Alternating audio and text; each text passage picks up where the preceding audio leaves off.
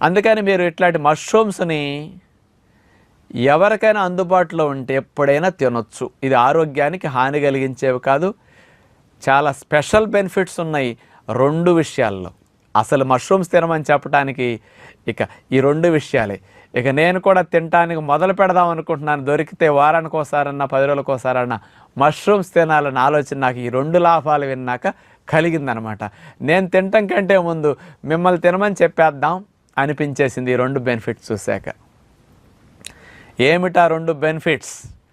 మనందరం ఎవరం blood test చేయించుకున్న ఈ రోజుల్లో ప్రధానమైన లోపాలు 2.